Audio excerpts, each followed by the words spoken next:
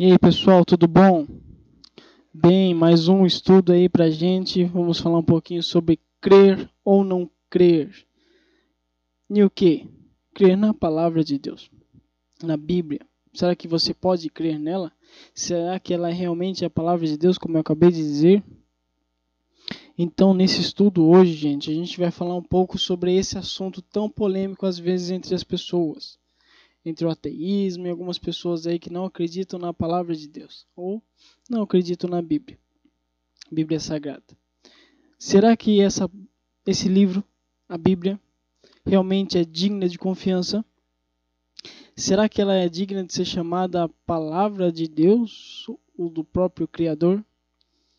Será? Será que nós podemos acreditar nela e podemos fazer um canal falando a respeito de estudos que vêm dela? Será que nós podemos provar que a Bíblia é digna de confiança e que podemos crer cada vez mais e mais nela? Será? Nesse estudo a gente vai falar um pouquinho de pequenas coisas que envolvem as escrituras, a Bíblia, com histórias passadas, até um pouquinho de ciência, mas é uma coisa bem light. Não vou aprofundar muito, porque também não sou nenhum teólogo, nada assim avançado. Mas com estudo simples da palavra, estudo simples, vocês vão perceber que muita coisa se encaixa e que a Bíblia, a palavra de Deus, como muitos falam, e nós vamos continuar falando aqui nesses estudos, ela é digna de confiança. Mas eu quero que você preste atenção, porque nós precisamos entender os assuntos bíblicos conforme aconteceu na história. Não olhamos para a história, para as coisas que aconteceram, e olharmos para a Bíblia. Nós temos que fazer o contrário, olharmos na Bíblia para compararmos com a história, se realmente o que está na Bíblia aconteceu. E agora nós vamos compreender um pouquinho mais esse assunto. Quero aqui com vocês que vocês me acompanhem nas leituras. Vou fazer bastante leituras. Vou abrir a Bíblia e quero que vocês me acompanhem também na Bíblia. Se você tiver uma Bíblia em casa, aí no seu lado, onde você estiver, acompanhe, é bom. Eu vou mostrar aqui na tela também, vou colocar a Bíblia aqui na tela, vai ter os versos aqui na tela. Se você não puder, vai estar na tela, mas se você puder ter uma no seu lado, tenha. Mas vamos continuar aqui, então, fatos que comprovem a veracidade da Bíblia. Nós vamos ver alguns fatos que possam comprovar que a Bíblia realmente é verdadeira. Essa pergunta é interessante, porque muitos crentes não entendem isso. Fideísmo ou fé? O que é fideísmo? E o que é fé? Há uma grande diferença entre entre essas duas palavras. A maioria dos crentes, a maioria dos professos cristãos hoje em dia, dizem que tem fé. Dizem que tem fé. Mas se você faz algumas perguntas meio difíceis para elas, elas acabam demonstrando que não tem fé, e sim um fideísmo. Você que deve estar se perguntando o que é um fideísmo, o que é fideísmo? Porque fé você pode falar, é aquilo que eu acredito que não vejo, ou não sinto.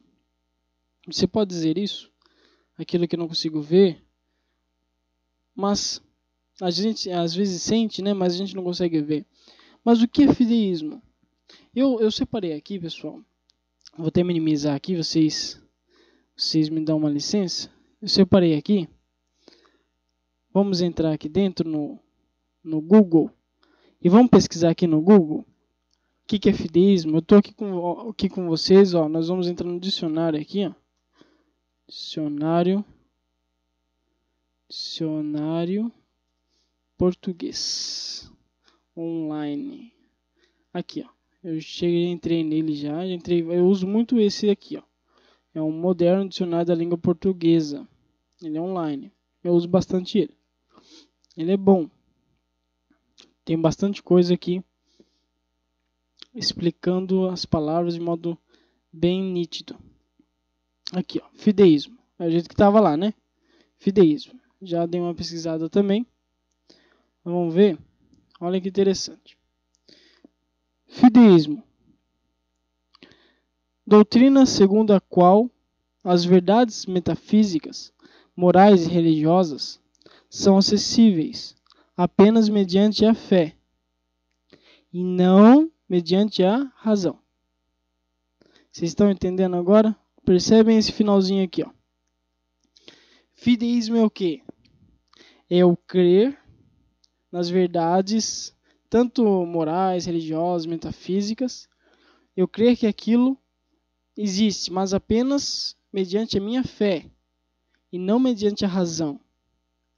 Vocês estão entendendo? Eu tenho uma fé em algo que não tem razão. Não é mediante razão. E o que é fé? O que é fé agora? Nós vimos que fideísmo você crê em algo que você não tem razão. Você apenas crê assim, mas você não tem razão absoluta se realmente é aquilo, entendeu? Isso é fideísmo. Mas o que é fé agora? Agora a gente vai ver o que é fé. E eu quero que vocês abram a Bíblia aí onde vocês estiverem em Hebreus. Eu vou pegar a minha Bíblia aqui, que eu tenho uma aqui. É a The Word, eu deixei aí na descrição do vídeo anterior aí. Deixei a descrição dessa Bíblia aí para vocês baixarem. Eu quero que vocês abram lá em Hebreus. Vamos lá em Hebreus, capítulo 11, verso 1.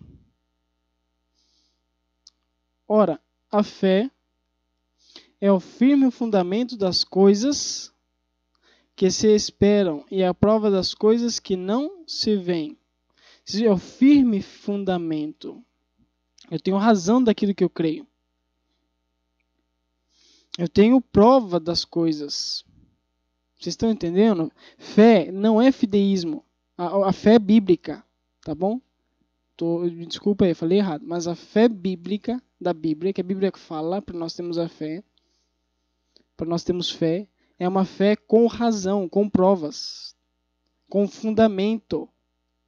Não é uma fé baseada em algo que não existe, algo que não tem razão, algo assim bobo, algo que realmente é muita infantilidade de pensar. Tem que ter fundamento, tem que ter razão. Olha, se você quiser, né, a gente pode pegar até outras Bíblias aqui, ó. Vocês sabem que temos várias, essa The Word que tem várias Bíblias. Essa aqui a minha está atualizada, tá? Pessoal, essa aqui está atualizada. A do vídeo anterior não estava atualizada. Essa aqui já atualizou. Então, aí aparece mais livros, mais Bíblias diferentes das linguagens aqui, tá? Ora, a fé é a certeza, tá vendo? Certeza, gente, de coisas que se esperam e a convicção de fatos que se não veem. Então, gente, fé é ter certeza, é uma fé que é na razão. Essa é a fé bíblica, não essa fé que vem do fideísmo aí, que é uma fé que você não tem razão. Você simplesmente acredita naquilo tendo razão ou não, tendo fundamento ou prova ou não. Entendeu? Isso é fideísmo. Então, voltando para o estudo, para vocês entenderem melhor, fideísmo ou fé? A Bíblia, ela é... O que a Bíblia é? Fé. E como que é a fé? Exercida através das provas, de definição, de fundamento, da razão. Entendeu? Essa é a fé bíblica. Fideísmo, ela não contém razão. É uma fé fria, uma fé falsa. Entendeu? Que você não precisa ter provas suficientes se acontecer. Você apenas crê naquilo e pronto. Mesmo que seja, eu creio num gnomo, eu creio me desculpa aí, vamos pegar um pônei com chifres, aí, um unicórnio, né? Unicórnio, desculpa, eu lembrei a palavra. Lembramos de um unicórnio e fé em algo que você não tem razão, você não tem fundamento para dizer aquilo. Entendeu?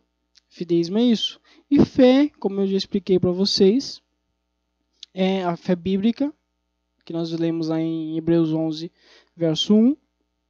É uma fé baseada na razão em fundamento. Então, peraí. A fé, e unicamente a fé bíblica, é com o que podemos compreender melhor a Bíblia. Entendeu, gente? Então, para a gente compreender a Bíblia, a nossa fé tem que ter fundamentos. Tem que ter razão. As histórias estão na Bíblia, tudo que aconteceu, que a Bíblia mostra, temos que ter razão. Não pode ser um livro mágico que conta coisas assim. Vai falar, nossa, né? mas você não tem fundamento para acreditar naquilo. Entendeu? Nós temos que ter fundamentos, temos que ter razão para crermos na palavra, na palavra de Deus, na Bíblia. Alguns fatos científicos que nos dão algumas razões. São pequenos, mas dá para entender bastante. Terra redonda, fogo no interior da terra e a terra paira sobre o nada. Prestem bem atenção comigo. Terra redonda, Isaías 40, verso 22 e Jó, capítulo 1, verso 7. Eu vou abrir com vocês, Isaías 40, 22, eu tenho a Bíblia aqui novamente. Isaías, vamos lá em Isaías. Isaías, cadê você? Isaías 40, verso 22. Diz assim: Ele é o que está sentado sobre o globo da terra, cujos moradores são como gafanhotos. Agora vamos pegar outras Bíblias, ó. Ele é o que está sentado sobre a redondeza da terra, cujos moradores são como gafanhotos. E tem outras ainda. Tem a NVI, que fala que ele está sentado acima da cúpula da terra. Temos essa aqui, a Bíblia literal, do texto tradicional anotada. Ele é o que está sentado sobre o globo da terra. Então, globo, redondeza da terra. E eu gosto mais de usar essa aqui. Ele está sentado sobre o globo da terra. Globo redondo. Então, deixar bem claro, olha só. Isaías, só para vocês pegarem o texto. Isaías foi escrito mais ou menos 600 a 700 anos antes de Cristo. Antes de Cristo. Aí você fala, como você sabe, Júnior, que foi há tanto tempo antes de Cristo? Porque os pergaminhos que acharam, né, datam de muito antes de estudo, né, que acharam no Mar Morto. E eram cópias, né? Então, provavelmente foi nessa data, 600 a 700 anos antes de Cristo foi escrito o livro de Isaías. A outra passagem era Jó. Jó, provavelmente pelos historiadores e os arqueólogos, é o livro mais antigo da Bíblia. Jó 1, né? Verso 6, se eu não estou enganado. Vamos ler, acho que é o verso 8. Verso 7, eu acho. Vamos continuar. E vindo um dia que os filhos de Deus vieram apresentar-se perante o Senhor, veio também Satanás entre eles. Então o Senhor disse a Satanás: De onde você vem? De onde vens? E Satanás respondeu ao Senhor e disse: De rodear a terra e passear por ela. Rodear. Você rodeia como? Você dá voltas, né? Rodear é dar voltas.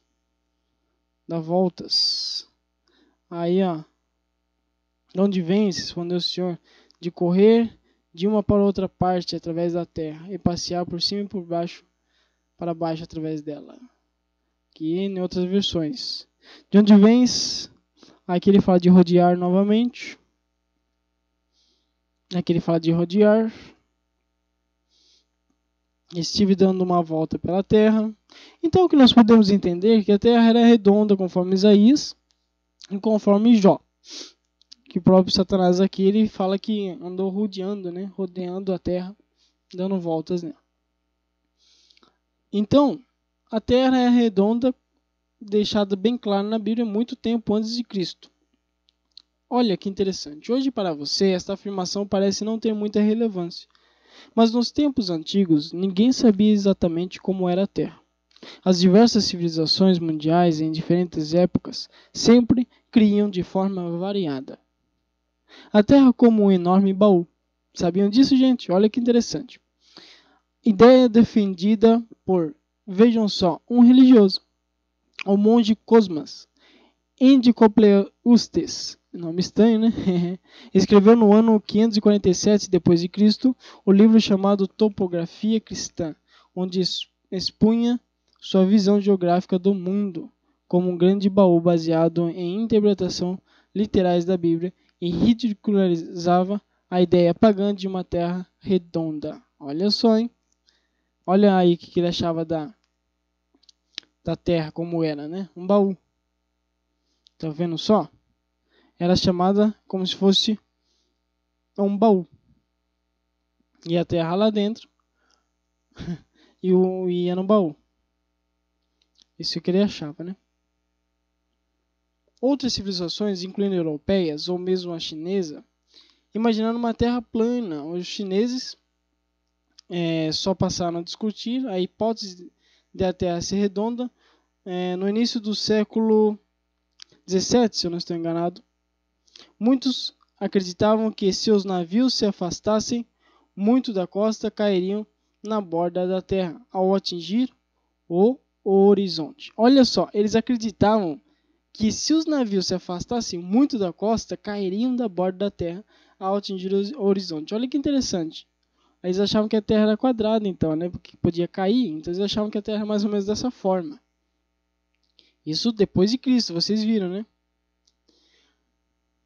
Porém, a primeira circunnavegação foi realizada por Fernão de Magalhães em 1519, saída da Espanha, dando volta ao mundo, e com a morte de Magalhães, no decorrer da viagem, Juan Sebastián Elcano assume a liderança da expedição, chegando novamente à Espanha em 1522, provando que a Terra é redonda.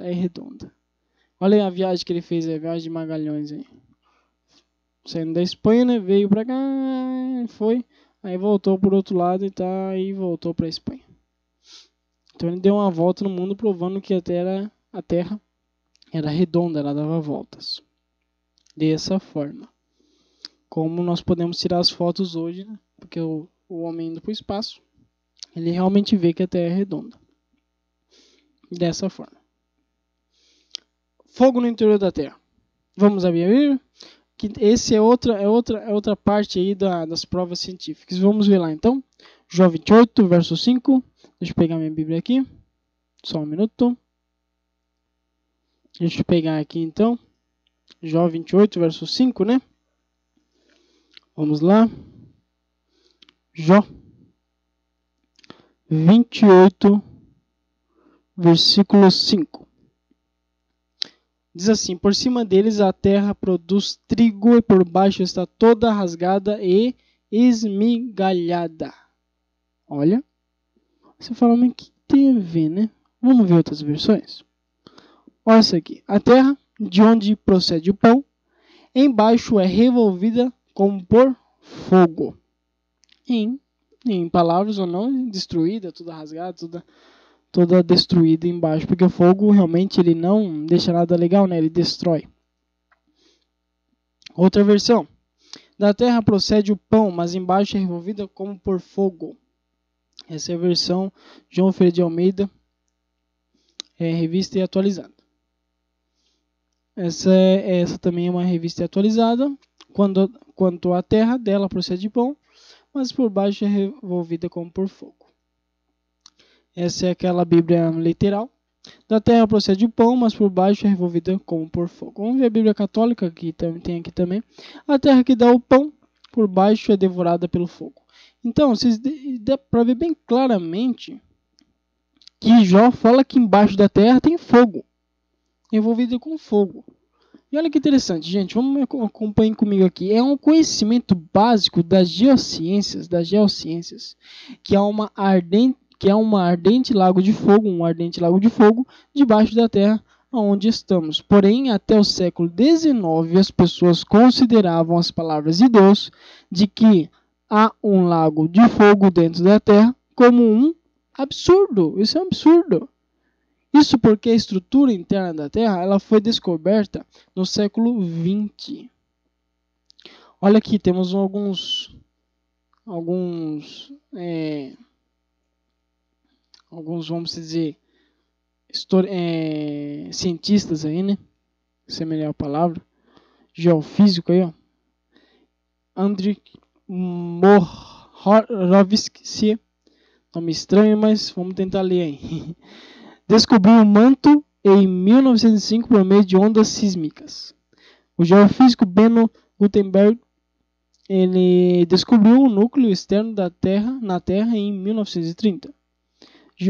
A geofísica, né, Inge descobriu o núcleo interno da Terra em 1936. Então, quando foi descoberto o núcleo interno da Terra, o que está dentro da Terra, quando foi descobrido?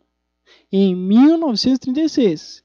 E quando foi escrito o livro de Jó, pessoal? Não sabemos a data, mas sabemos que é o livro mais antigo da Bíblia. Segundo arqueólogos, teólogos, historiadores, que estudam até livros os escritos originais, deixam bem claro que foi um dos primeiros livros escritos por Moisés.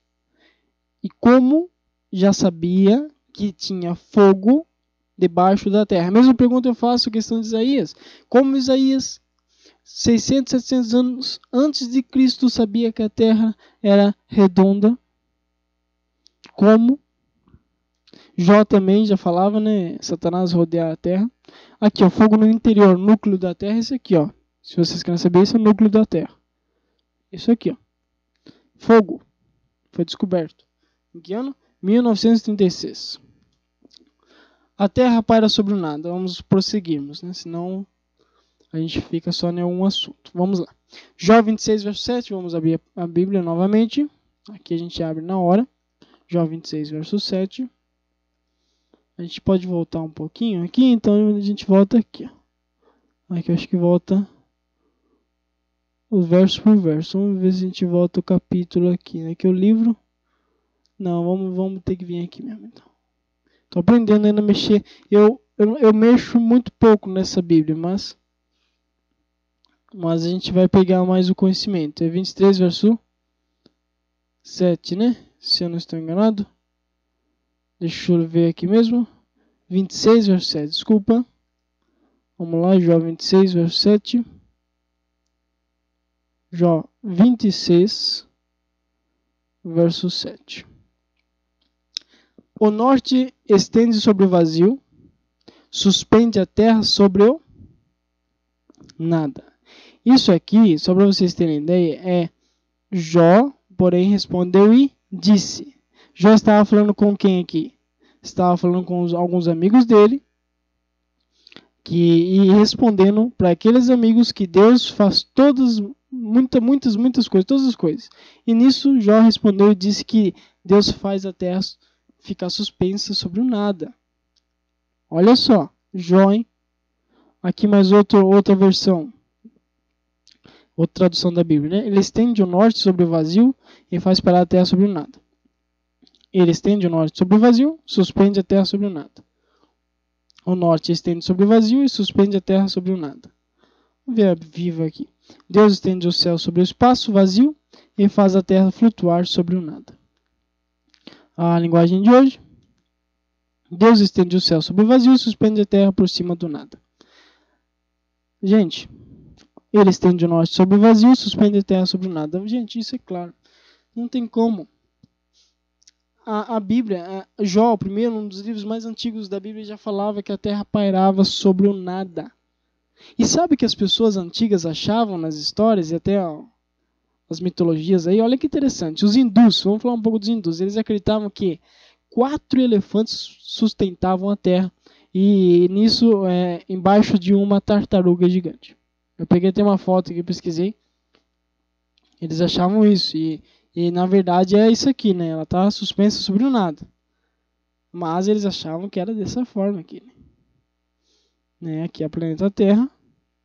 Os 4 elefantes, né? 2 aqui, 2 lá atrás e uma tartaruga voando que ficava no espaço. E a Terra em cima. Dessa forma que era a Terra. Só para vocês verem como os hindus acreditavam. Os gregos criam que o deus Atlas, né?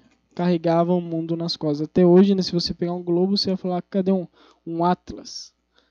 Por quê? Por causa desse homem aí, né? Desse Deus aí que eles chamam, os gregos chamavam de Deus, né? Que segurava o globo. Porque eles achavam que tinha alguma coisa segurando, né? A Terra. E esse era o Deus Atlas, segundo a mitologia grega. Até 1687, quando Isaac Newton descobriu a lei da gravitação universal e provou que a Terra flutua, né, no universo, As pessoas não acreditavam nas palavras da Bíblia. A terra está suspensa sobre o nada, como nós vimos lá em Jó. Mas ao passo que a ciência se desenvolveu, né, se desenvolve, ficou provado que os registros da Bíblia são o quê? São verdade. Olha que interessante. Voltando aqui, né? A gente vai falar um pouco sobre Daniel, vocês vão ver que interessante aqui, mas só voltando aqui. Isaac Newton provou que em 1687 que aquilo que a Bíblia falava era realmente verdade, absoluta, certeza. Vocês viram na Bíblia, a fé que contém na Bíblia é uma fé que dá razão, tem fundamento quando ela diz essas coisas. Então, as pessoas na época, até algumas foram mortas, né, por dizerem coisas que estavam na Bíblia, né? E as pessoas não acreditavam que era daquela forma. E a ciência comprovou tudo que a Bíblia está realmente correta. Mas vamos continuar aqui agora um pouco com as histórias. Alguns fatos na história que nos dão razão. Daniel 2 e Daniel 7. A gente vai pegar esses dois grandes capítulos de Daniel. A gente não vai ler inteiro. Vamos ler em partes. Tá bom? E agora eu quero que você preste muita atenção, porque a gente vai falar um pouquinho sobre a história na Bíblia. Tá bom? Vamos pegar aqui. Daniel capítulo 2. Vocês vão se surpreender como eu me surpreendi ao fazer esse estudo também. Daniel capítulo 2. A gente vai ver aqui alguns versos. Bem, para vocês entenderem, o rei Nabucodonosor ele teve um sonho. Tá vendo o sonho de Nabucodonosor? Vocês podem pegar a sua Bíblia que vai estar a mesma coisa. Ele teve um sonho. Ele ficou perturbado, ele queria saber qual que era a interpretação do sonho, mas ele queria lembrar do sonho também, porque ele não tinha lembrado. Ele não lembrava do sonho. Mas ele sabia que tinha tido um sonho muito perturbador durante alguns dias. Ele queria lembrar daquele sonho e também saber a interpretação, porque os caldeus babilônicos eles gostavam muito de interpretações, de sonhos, tinham muitos videntes nessa época. No ano 605 a 539, se eu não estou enganado, foi o reinado de Babilônia, antes de Cristo. É interessante aqui que Daniel é colocado à prova.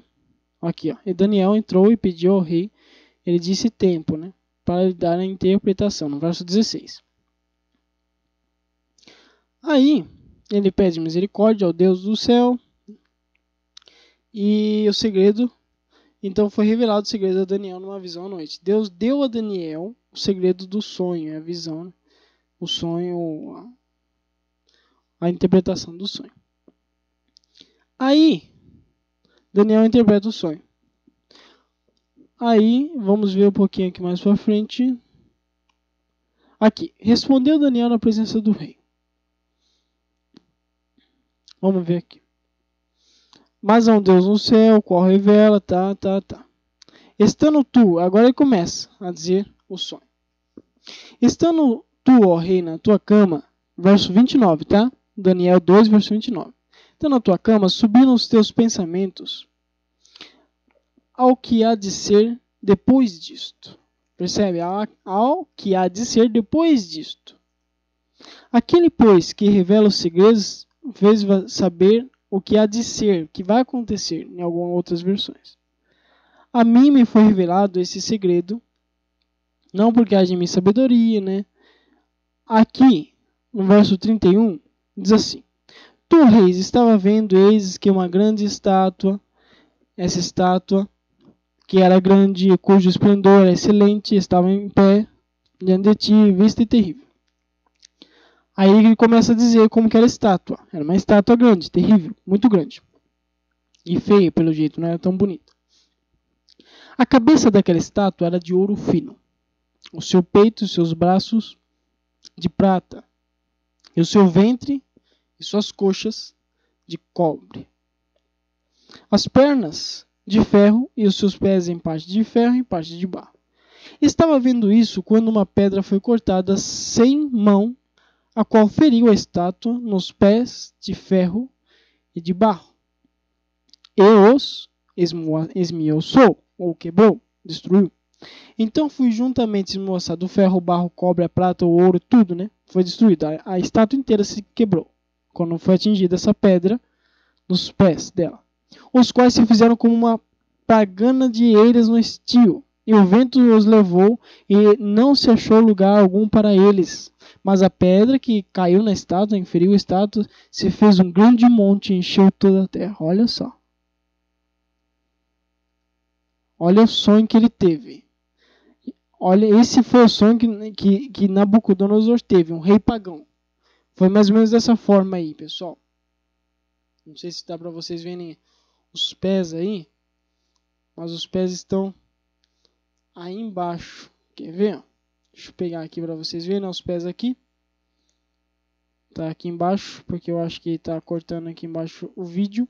Mas os pés é mais ou menos dessa forma, de ferro e barro. Tá bom? Mas voltando aqui, ó. Ele falou como mesmo que a cabeça, acompanha aí na Bíblia, se você tiver a Bíblia aberta aí. Cabeça de ouro, né? Eu vou abrir também a Bíblia aqui e a gente vai acompanhar na imagem. Tá bom? Eu tenho uma Bíblia aqui na minha mão também. E eu quero acompanhar também vendo a foto aqui, a imagem. No verso aí 32. A cabeça era fina, de fino ouro, né? Tá escrito aí, ó. Cabeça de fino ouro. O peito e os braços de prata. O ventre e os quadris de bronze. As pernas de ferro. E os pés de parte de ferro e parte de barro. Como vocês viram. E aqui, ó. Tá bem claro aqui que é ferro e barro. Então já tá aí, vocês perceberam já, né? Já viram bem claro aí. Né? Mas vamos voltar aqui para o estudo. Deixa eu clicar aqui novamente. Então tá aí.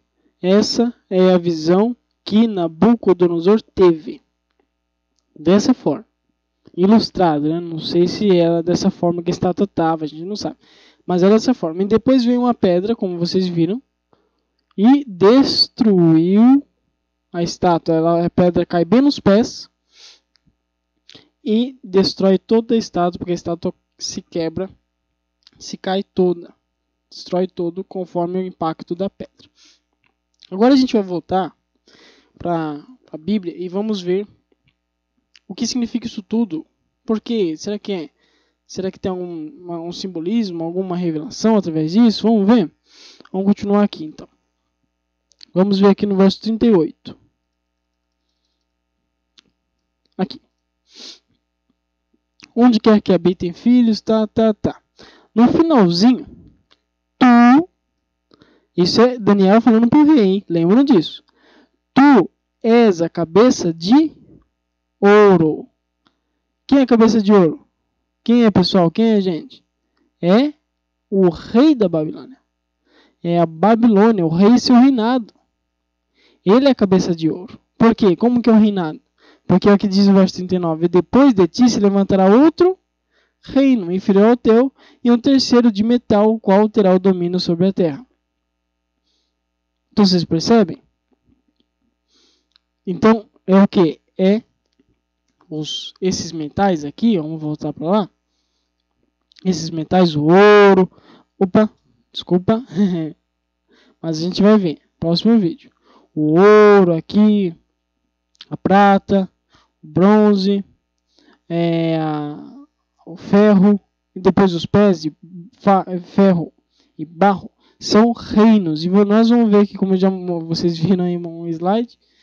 Vocês vão ver que reinos são esses. E a gente vai ver. Então, são reinos. A Bíblia ela deixa claro, ela mesma se interpreta. Vamos voltar lá. Tá bom. O quarto reino será forte como o ferro, pois tudo o ferro esmoaça e quebra. Como o ferro quebra todas as coisas, ele esmoaçará e a quebrantará. Isso, verso 40. Aí o verso 41, quanto vis dos pés, em parte de ferro, né?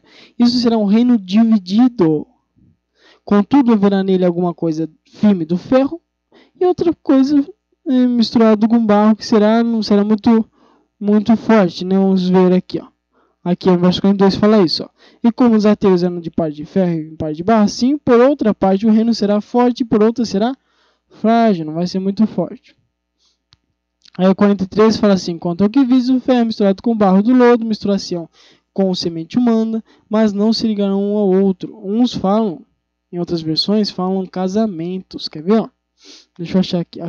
Misturação mediante casamento, mas não se ligarão um ao outro.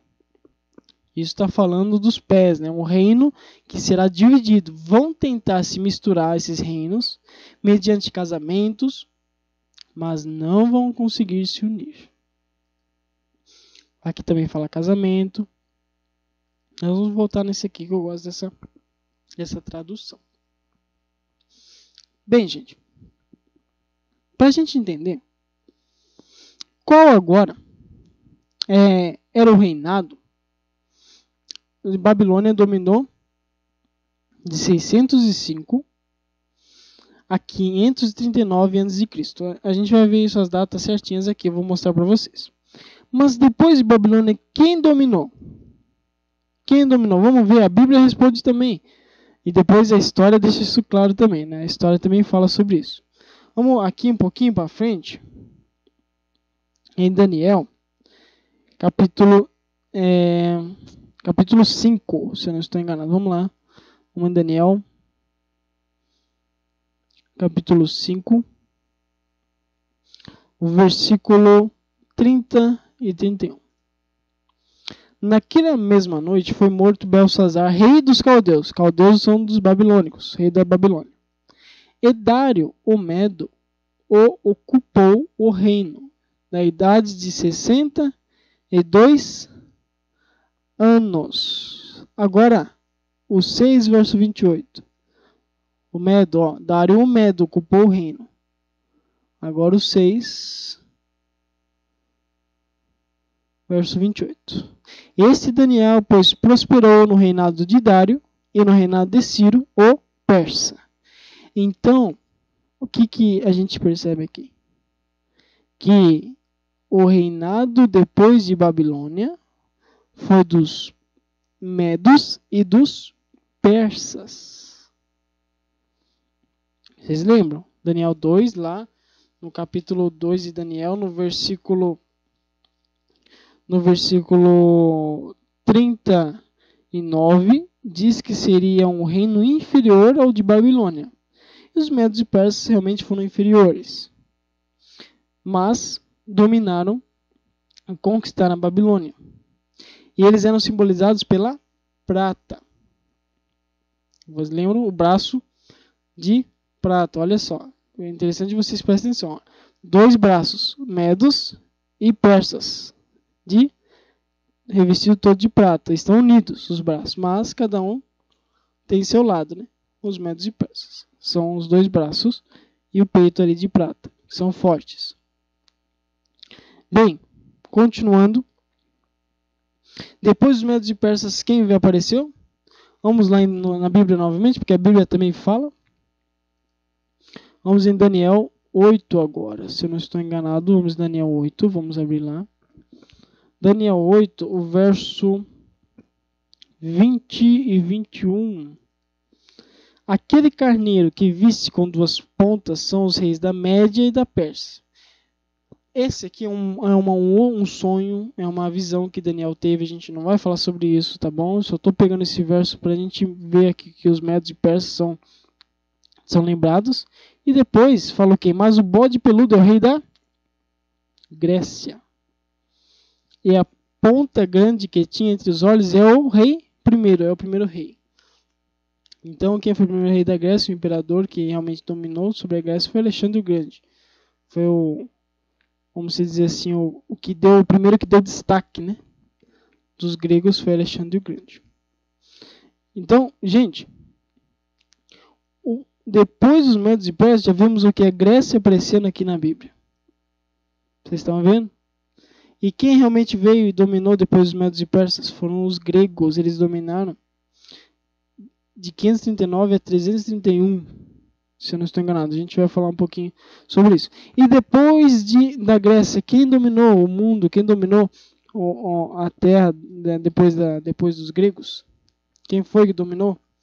Que teve um reino aí forte, conquistou os gregos? Quem foi? Vão lá em Lucas. Vocês sabem, eu sei que vocês sabem, todo mundo sabe isso. Lucas capítulo 3, verso 1. E no ano 15 do império de Tibério César, sendo Pôncio Pilatos governador da Judeia, Herodes, tetrarca da Galileia, e seu irmão Filipe, tetrarca da Itureia e da província de Tracônites, e Lisânias, tetrarca de Abilene. O que nós vemos aqui? No império de Tibério César. Quem é Tibério César? Era reino de quem? De Roma. Os romanos. Sabemos a história, vocês sabem. Isso a história deixa clara. Gente, Babilônia, Medo-Pérsia, os gregos, né? A Grécia e Roma. Está bem claro. A história a história do mundo, né? Dos reinos do mundo aí desde Babilônia para cá, temos aí contado em um só capítulo da Bíblia, no capítulo 2 de Daniel. Babilônia, Medo-Pérsia, Grécia, Roma. Olha só. Babilônia dominou de 605 a 539. Os Medos Persas dominaram de 539 a 331. A Grécia dominou de 331 a 1068. Desculpa, gente. Desculpa, eu tô meio perdido aqui. Me perdoe mesmo. Tô falando 1000 aqui, se é 168. Desculpa. 331 a 168 a.C. os gregos dominaram. E Roma dominou de 168 a.C. até 351 depois de Cristo. Então, vocês estão percebendo a história sendo contada na Bíblia? E os pés? Roma dividida. Como assim Roma dividida? Roma se dividiu quando? Em 351 a 476 depois de Cristo, Roma se dividiu. Pesquisem na história, olha só a Europa nunca mais seria unida politicamente, dirigida por um só governo. Roma se dividiu aqui, eu tenho até aqui, se caso vocês quiserem pesquisar no Google, eu dei uma pesquisada também, e Roma se dividiu em 10 pequenos reinados aí, né? Em uma divisão entre várias nações. Foram os germanos, que são os alemães, os ostrogodos, os visigodos, os francos, que é da França, os vândalos, os suevos, Portugal, os burgúndios, os érulos, os anglo-saxões, que eu acredito que são os ingleses, os lambardos, aí estão os 10, e os lambardos, né? As 10 nações que deram continuidade aí a Roma dividida, né? Que Roma se dividiu nesse período de 351 até 476 depois de Cristo. Roma se dividiu e formando esse continente que conhecemos como Europa, tá bom? Várias vezes tentaram ser feitas uniões na Europa. A Europa nunca mais seria unida politicamente, dirigida por um só governo. A Bíblia falou isso bem claro, lembra? Que falou lá que tentariam ter mediante casamentos, mas não se ligariam ao outro. Vocês lembram? Isso está escrito em Daniel capítulo 2. Abram a Bíblia e vejam lá em Daniel capítulo 2, verso 43. Que diz que eles tentariam se unir, mas não conseguiriam. Tentariam ter mediante casamentos. Vemos príncipes aí casando com princesas de outras nações ali, de outros reinos ali da Europa. Mesmo assim, não estão unidos. Hitler tentou unir a Europa, quase conseguiu. Napoleão Bonaparte também tentou, mas não conseguiu. Temos Carlos Magno, Carlos V. Foram várias tentativas de união à Europa, tentar unir esses países novamente, mas não conseguiram dirigir a Europa sob um só governo. Hitler quase conseguiu, mas ele foi destruído no finalzinho de quase conseguir. Ele foi pego. Babilônia, Medo-Pérsia, Grécia, Roma e as nações da Europa são os pés. E aí a tentativa de união, né? Porque o barro e o ferro não se misturam, né? Não conseguem se unir. Desculpa falando, não conseguem se unir. Então eles estão divididos. O ferro de um lado e o barro do outro. Não se unem, né? Então é por isso que a Bíblia falou que os pés são de barro e ferro. Bem claro. Agora, Daniel 7, aparece essa visão que nós temos em Daniel 7. Temos um leão com 2 asas. Temos um urso com 3 costelas na boca. Temos também um leopardo com 4 cabeças e 4 asas. E temos um animal que parece dinossauro aí, né? Mas é um animal terrível e espantoso que tem 10 chifres. Então, nós vemos aqui uma visão totalmente diferente de Daniel 2. Quer ver? Vão lá em Daniel 7 e vocês vão ver essa visão que vocês acabaram de ver ali. Vocês vão ver essa visão que Daniel teve. Daniel 7. Vamos ver no verso 1 em diante aqui, fala, ele estava na cama, aí verso 5. Continuei, verso 5. Verso 4, desculpa. O primeiro era como o leão e tinha asas de águia. Eu olhei até que lhe foram arrancadas as asas e foi levado à terra e posto em pé como um homem. E foi-lhe dado um coração de homem. Continuei olhando. Eis aqui o segundo animal, semelhante a um urso, o qual se levantou de um lado, tendo na boca 3 costelas entre os seus dentes, e foi-lhe dito assim: levanta-te, devora muita carne. No verso 6. Continuei olhando, eis que outro semelhante a um leopardo, que tinha 4 asas e de aves nas costas. Tinha também este animal 4 cabeças, ele foi dado domínio. Depois ele viu nas visões da noite o 4º animal, terrível e espantoso e muito forte, no qual tinha 10 grandes dentes de ferro, né? Ele devorava e fazia em pedaços e pisava os pés e subejava. Era diferente de todos os animais que apareceram antes dele. Tinha 10 pontas, né? Ou outras versões falam 10 chifres, tá bom? Depois a gente vai continuar e vai ver um pouquinho mais sobre a continuação desse animal, tá bom? Mas voltando aqui, nós vemos aqui esses animais aqui em Daniel 7. Nós vemos um leão com 2 asas. E nós vemos um urso com 3 costelas na boca. Nós vemos um leopardo, né? Com 4 asas e 4 cabeças. E vemos um animal terrível espantoso, que parece um dinossauro com 10 chifres. E os dentes de ferro. Com o que vocês lembram, vendo esses animais? O que vocês lembram? O que a gente pode lembrar? De Daniel capítulo 2. Da grande estátua. Lembra quem era o primeiro de ouro? A cabeça de ouro era quem? Babilônia. Aqui nós temos o primeiro que é um leão. Tá vendo ali um leão? E Babilônia pode ser representada por um leão? Claro que pode. Não, no tempo dos deuses da Babilônia tinha leões. No trono também da Babilônia tinham leões. Pode ser representada também por um leão. E pode ser representada por ouro? Pode. Porque a Babilônia era a cidade mais rica em ouros, né? Continha muito ouros, jardins suspensos de ouros, né? Interessante que Jeremias fala, olha, velha cidade de ouro. O livro de Jeremias na Bíblia fala, velha cidade de ouro. Velha Babilônia de ouro, né? Então, pode ser ouro. Sim, pode ser por um leão também. Pode ser representado por um leão. O urso, será que são os medos e persas mesmo? Olha que interessante. O interessante que a gente nota aqui Deixa eu até pegar aqui.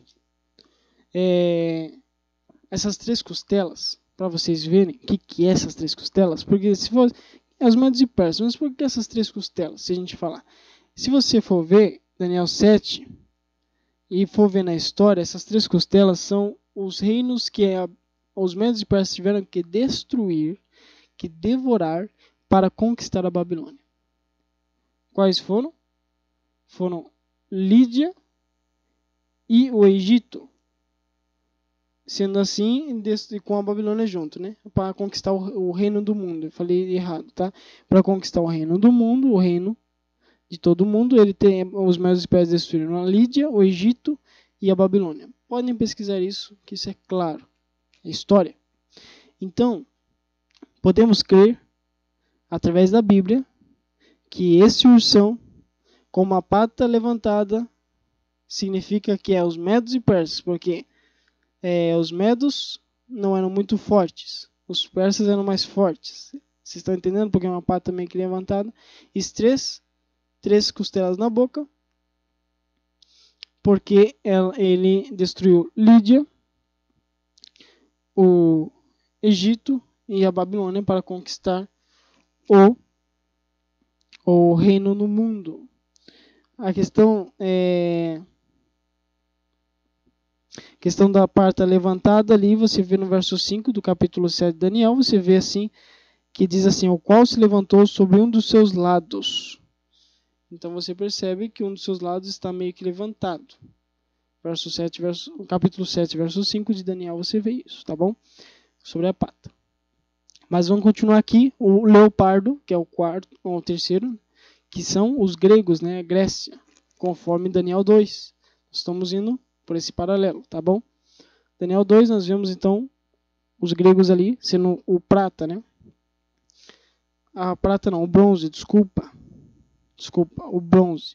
A prata são os Medos e Persas, que era logo em seguida da Babilônia, que é o ouro, a prata. Olha que interessante que os Medos e Persas, eles comercializavam, né, através da prata. Eles usavam muito a prata no comércio. Então pode ser representada com a prata também. E eles vieram devagar, não vieram muito rápido para conquistar. Mas quando chegaram para conquistar o reinado de Babilônia e o reinado do mundo, eles destruíram tudo de uma vez. Como o urso é devagar para atacar, mas quando chega também destrói tudo. A mesma coisa aconteceu com os Medos e Persas. Uma representação legal. E nós temos aqui agora a terceira, que agora é o bronze, tá bom? Que é a Grécia, os gregos, um leopardo. Por quê? Porque foi muito rápido. Se você quer representar um reino como um animal, que é um reino que destruiu os outros reinos muito rápido, você vai escolher com certeza um leopardo ou algo parecido. Não, você não vai escolher uma tartaruga ou um cachorro. Você vai escolher algo bem mais rápido. E o leopardo foi o que Deus escolheu, o Criador escolheu para demonstrar a história do planeta, a história dos reinos nesse mundo. E aqui o leopardo, representando os gregos que vieram com muita velocidade, como um leopardo, e destruíram e acabaram com todos os reinos que tinham e dominaram o mundo. Alexandre o Grande, com 31 anos, se eu não estou enganado, 30 anos, ele conquistou o mundo, né? Tão novo, né? E morreu também tão jovem, né? Com 33 anos, morreu bêbado. Que pena, né? Conquistou o mundo tão rápido e morreu tão rápido. Mas por que essas 4 asas? Porque são muito rápidos. É muito rápido. Se você coloca o animal e ainda coloca asa nele, aí fica mais rápido ainda, né? Porque realmente os gregos dominaram o mundo de uma forma muito rápida. E as 4 cabeças? Aqui que é interessante vocês notarem como a Bíblia conta detalhes. Como contou detalhes sobre os Medos e Persas, ali até a pata meio levantada, até as costelas na boca, que é Lídia, Egito e Babilônia. Aqui a gente vê agora o leopardo com essas 4 cabeças, representam sabe o quê? Porque Deus sabia que o Alexandre Grande, sendo o primeiro rei aí, o imperador, né, um dos que destacou na Grécia, os gregos, que dominou tudo, sabia que ele ia morrer rápido. E quem dominaria no seu lugar? Quem dominaria os reinos ali da Grécia no lugar dele? Seriam quem? Os seus 4 generais. Olha como a Bíblia dá detalhes, gente. Quer ver isso? Eu vou abrir aqui para vocês no Google. Eu abri aqui, ó. Vocês podem pesquisar isso. Aqui fala que Alexandre o Grande, né, viveu nesse período. Morreu subitamente aos 32 anos de idade. Desculpa, eu falei 33, mas foi aos 32. Sem deixar nenhum herdeiro. Bem claro. Aí depois disso houve cerca de 40 anos de conflito, né? Tá legal. Aí fala que os reinos foram divididos. O reino da Grécia. Ficou o reino de Cassandro. Olha só, de Cassandro. Foi composto pela Macedônia, a maior parte da Grécia e partes de Trácia. O reino de Lisímaco incluía Lídia, a Jônia, a Frígia e outras partes atual da Turquia. E o reino de Seleuco, ele morreu 281 a.C. Mais tarde o Império Seleucida foi compreendia o atual Irã, o Iraque e a Síria e as partes da Ásia Central. Então, Seleuco, né, foi um outro general de Alexandre. Ele ficou com a parte atual do Irã, Iraque, Síria e Ásia Central. O reino de Ptolomeu inclui o Egito, as regiões adjacentes do Egito ali. Gente, é bem claro, a Bíblia ela já falava sobre isso, desses 4 generais que dominariam os reinos logo depois, ó. Já fala sobre isso como? Porque as 4 cabeças aí representam o quê? Bem claro que é o reino da Grécia, dividido aí pelos seus 4 generais. Agora esse animal grande feio aqui, logicamente quem é? Roma. Por que ele é representado tão feio assim? Porque é de Roma que veio a destruição do próprio Jesus. Jesus morreu na época de Roma. Os romanos ali juntamente com os líderes judeus destruíram o próprio Cristo, mataram Jesus. E também que de Roma surgiu uma grande apostasia. Mas a gente vai ver isso futuramente, né, alguns estudos futuramente. De Roma surgiu muitas coisas ruins. O paganismo mais absurdo foi o que surgiu em Roma. Por isso é um animal tão feio assim. E esse chifrinho pequeno que apareceu aqui agora? Lembra que tem 10 chifres isso aqui? Igual da estátua lá tinha 10 dedos nos pés, que é de barro e ferro. Agora esse aqui tem 10 chifres. E lá os 10 dedos eram os 10 nações lá que eu falei para vocês, lembram? Os gérmanos, os trogodos, os visigodos, os francos, os vândalos, que foi a divisão de Roma, né?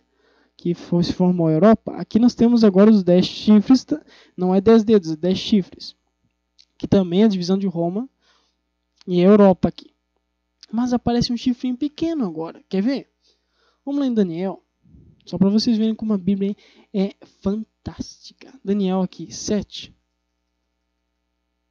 Verso 8. Estando eu considerando nas pontas, que é os chifres, eis que entre elas subiu uma outra pequena, diante da qual 3 das pontas, ou 3 dos chifres, que estavam lá primeiros, foram arrancadas quando ele subiu. E eis que nessa ponta havia olhos como olhos de homem, uma boca que falava grandiosamente. Olha só, gente. Agora, verso 24, vamos descer lá embaixo. E quanto às 10 pontas, né, que é os 10 chifres daquele mesmo reino, se levantarão 10 reis. Olha só, viu só como é as nações da Europa? E depois dele se levantará outro, o qual será diferente dos primeiros e abaterá, destruirá, porque é baterá, destruir, 3 reis. Então estamos falando de reinos. Então os chifres, as pontas, são reinos, porque reis têm seus reinos. Então se tem seus reinos, tem suas nações. Então, depois são as nações da Europa. Depois desses reinos, desses 10 reinos que estão estabelecidos ali na Europa, né, Roma dividida, se levantaria um pequeno chifre, um pequeno reino, que ele ia crescer e ia destruir 3 reinos, 3 nações. A Bíblia falava sobre isso. E falava também que ele proferiria esse pequeno reino, esse pequeno chifre, ele proferiria palavras contra o Altíssimo, destruir os santos do Altíssimo e cuidaria de mudar os tempos e a lei. E eles serão entregues nas mãos aqui. É uma outra profecia. A gente pode falar em outros estudos mais pra frente. Mas focando aqui nos chifres. Quem é esse chifre pequeno então? Vamos entender rapidamente. O pequeno chifre misterioso surge entre os 10 chifres, surge depois dos 10 chifres e destrói 3 chifres. Que chifres ele destruiu e por quê? Olha que interessante. No início da Idade Média, foram destruídos por ordem de Justiniano no século I, com a ajuda dos francos. Os francos ajudaram. Roma papal se ascendeu ao trono com poder tanto religioso como político. Aqui nós vemos a Igreja Romana começando a dominar no período da Idade Média. Foram destruídos os érulos em 493, os vândalos em 533 e os ostrogodos em 538, depois de Cristo. Tiverem dúvidas, podem pesquisar. Enciclopédia está aí. Google está aí também. Por que eles foram destruídos? Por Roma papal, por ajuda da França, dos francos. Por quê? Porque esses reis, esses reinos, essas nações, essas 3 nações, esses 3 reinos, eles eram arianos, que não acreditavam em 3 deuses ou uma trindade, acreditavam em um Deus que estava em todas as coisas, acreditavam de uma forma diferente. E Roma, a igreja romana, Roma papal, quis exterminá-los porque eles não se impunham à reverência de Roma papal. Então, com a ajuda dos francos, com a ajuda política, eles foram destruídos, esses reinos. Agora, Roma papal dominava tanto religiosamente como politicamente. Nós sabemos que eles começaram a dominar realmente no ano 538 até 1798. Foram mais ou menos 1260 anos que esse poder papal dominou na Idade Média, que houve a Inquisição, as Cruzadas. Só pesquisarem, isso é claro, a história deixa clara isso. Isso é totalmente claro, não tenha dúvida a esse respeito, tá bom? Em 1798, os francos, novamente a França, aí com a Revolução Francesa, né, destrói esse poder. Tanto deu poder a eles, né, destruindo esses 3 reinos, e depois destruiu o poder deles em 1798 através de Napoleão ali, por general Berthier, destruindo Roma papal. Tá bom? O poder de Roma papal. Não estamos falando de Roma pagã, aquela Roma imperial dos Césares. Estamos falando de Roma papal, da Igreja Romana, na Idade Média, a grande Igreja Católica que dominou na Idade Média. Tá bom, gente? Então, esse pequeno chifre representa o Roma papal que se acenderia logo depois que a Europa estaria já formada. Vocês viram só? E olha o que interessante que eu peguei aqui para vocês verem. Isaac Newton. Séculos depois, o grande cientista Isaac Newton expressaria essa mesma verdade nas seguintes palavras: a autoridade dos imperadores, reis e príncipes é humana. A autoridade dos concílios, sínodos, bispos e presbíteros é humana. Mas a autoridade dos profetas é divina. Isso está no livro de Isaac Newton, tá? Muita gente pode se surpreender. Isaac Newton, um cientista, um matemático. Está no seu livro As Profecias de Apocalipse e do livro de Daniel. Está na página 26. Se vocês não acreditam que existe esse livro, eu vou mostrar aqui para vocês, porque eu estou doido querendo comprar esse livro. E foi realmente escrito por ele. Eu escrevi aquele livraço. Deixei até ele aqui, ó, no cantinho aqui. Ele vai abrir aqui. Se vocês puderem, comprem esse livro. Ó, aqui, ó, R$34. Está barato. Tá barato, não tá caro. E eu vou comprar ele, hein? Porque, ó, tá disponível. Quando eu queria comprar não estava disponível. É bom saber, vou comprar esse livro. As Profecias de Apocalipse, do livro de Daniel. As Raízes do Código da Bíblia, por Sr. Isaac Newton. Esse é o livro, gente. Se vocês puderem comprar, comprem. Isaac Newton, se vocês não sabem, porque a mídia não propaga, Ele foi o que mais escreveu sobre as profecias de Daniel e Apocalipse. 70, 80% dos escritos de Isaac Newton foram sobre as profecias da Bíblia. Sim, um cientista famoso. Ele, o matemático, escreveu mais da Bíblia do que de matemática ou de ciência. Só para vocês saberem. Então, a Bíblia realmente não é um livrinho qualquer. Hebreus 11:6 aí para a gente já dar uma concluída nos estudos. Hebreus 11, verso 6. Ora, sem fé é impossível agradar-lhe. Agradar a Deus, algumas outras traduções falam. Porque é necessário que aquele que se aproxima de Deus creia que Ele exista e que é o galardoador do que os buscam. Então tem que ter fé para acreditar, para se aproximar de Deus. Porque sem fé é impossível agradar a Deus. A fé é baseada no quê? Na razão, em fundamento. Tem base essa fé. Essa fé não é movida por qualquer coisa. Opa, pulei aqui, fui para frente. Essa fé aqui, ó, não é movida por, não é fideísmo, não é uma fé movida pelo fideísmo, é uma fé movida pela razão, fundamentada na verdade, entendeu? Então, a gente tem que ter uma fé baseada na verdade, né? Em fundamentos, razão, não uma fé assim, pode ter sido ou não pode ter sido, tanto faz. Não deve ser desse jeito, tá bom, gente? Esse estudo aqui deixa claro que você tem que crer na Bíblia ou não. Você não pode ficar no meio termo. A Bíblia, gente, ela não é um livro de historinhas, e sim um livro de fatos verídicos e realidades que nos levam a saber o que vai suceder em um futuro bem próximo. Tá bom? A Bíblia não é um livrinho qualquer. Vocês viram a história de Babilônia até nossos dias hoje, praticamente. E eu nem falei da pedra. Nem falei um estudo avançado, mais pra frente a gente pode falar da pedra lá da estátua, lembram? Tem a continuação. Nem falei, mas no próximo estudo a gente pode falar sobre isso. Para vocês saberem, a Bíblia, ela é realmente um livro de história. Mostra coisas científicas, como vocês viram, a Terra ela espalha no nada, ela é redonda, tem fogo dentro dela. A Bíblia já falava tudo isso muito antes da ciência descobrir. E as histórias foram contadas na Bíblia no ano 600 antes de Cristo, porque o reinado de Babilônia, Daniel estava em Babilônia quando ele escreveu o livro de Daniel, o livro dele. E isso foi no ano mais ou menos 590, 605, por aí, antes de Cristo. Então foi muito tempo atrás.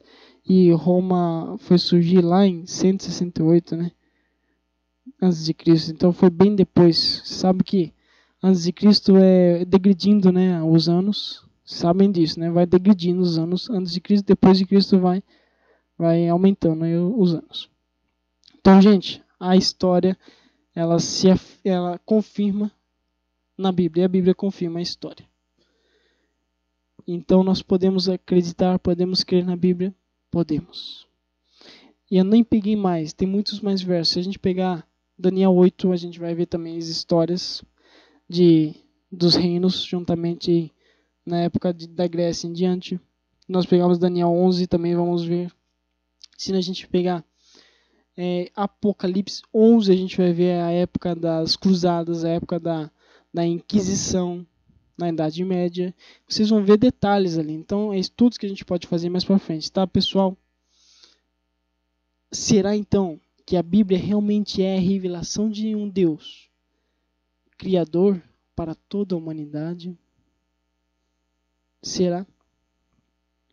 Porque se ela é firme na razão, fundamentada na realidade, na verdade, e a história é comprovada através dela, ciência em alguns fatos também, será que nós podemos crer que um Deus Criador, que criou todo o planeta, que criou tudo isso, escreveu a Bíblia e deixou ela para que nós pudéssemos entender o desejo dele para nós?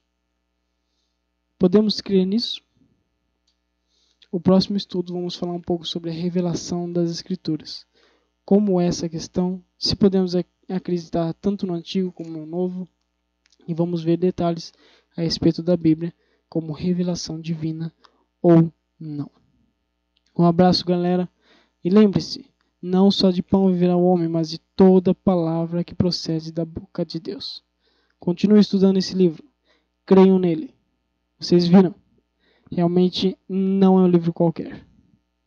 Um abraço, fiquem com Deus, e se tiverem dúvidas e perguntas, a gente pode fazer um próximo vídeo falando a respeito dessas dúvidas e essas perguntas. Me desculpem, minha fala às vezes é feia, falo errado, esqueço algumas coisas, mas que Deus seja glorificado, Deus seja louvado por tudo, e me perdoem, mas olhem para os estudos, olhem para os textos e vamos avançar no conhecimento da Bíblia. Um abraço e até o próximo vídeo. Tchau, tchau.